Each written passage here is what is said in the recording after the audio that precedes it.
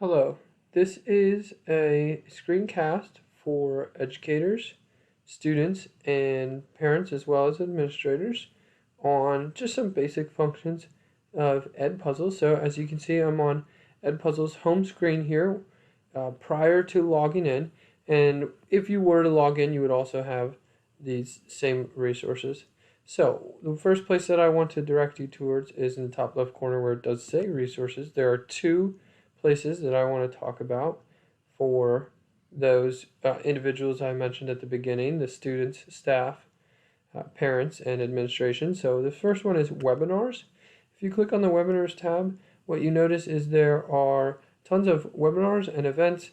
Now this is mainly for staff and administration.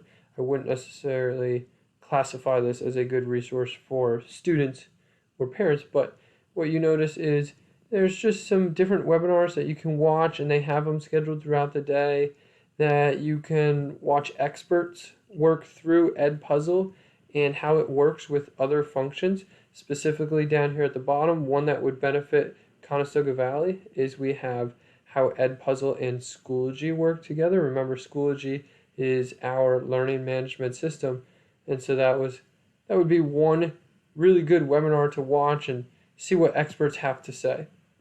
If you go back to the resources tab, the third one down, courses, this is where all the professional development would be that Edpuzzle is offering. So when you get to this page, again, what you'll notice is there are different courses that you would be able to select. Once again, one that is huge to Conestoga Valley here. We've got the Edpuzzle and Schoology, 3 modules of 45 minutes in length, and you'll end up beginning to get some more expertise with Edpuzzle and specifically how it works with Schoology. But there are other courses not just geared towards Edpuzzle and learning management systems, just working with Edpuzzle, the website itself, how to use it in different designed classrooms and learning styles.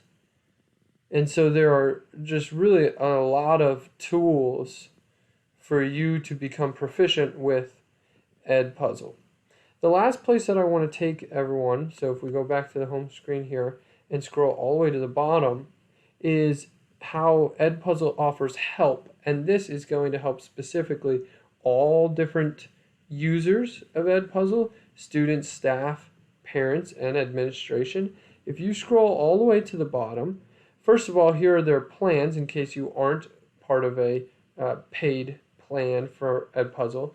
But all the way to the right, Help Center. If you click on the Help Center, what you'll notice is it will take you to a tab and it will ask, are you a teacher, student, or parent? And each one of these tabs, when you click on it, for example, if I click on for teachers, you'll notice they have these forums of different questions, and the mainly asked questions, frequently asked questions, and topics that people need help with. But the other nice thing is, you see down here, there are other articles and more resources in addition to the frequently asked issues and concepts with Edpuzzle. So, for example, if you need help creating video lessons, you click on this tab and you can see all of the questions that are typically asked, as well as some more articles. And you have all of these tabs on the left side here that can help with teachers. So you go down here to the learning management system integration, and they have a lot there. They have some general tips and tricks for you on how to use Edpuzzle. And they have at the very end some troubleshooting in case you need some help, which is general questions with Edpuzzle. But just the last thing I'll show you here too, if we go back to that help center, they have the same concept, same idea for students and for parents. If we click on the students tab, now granted it's a little bit smaller, but they also have all these resources for students as well. So lots of resources to get started on Edpuzzle. Free version, or if you pay for it, you still are getting this support.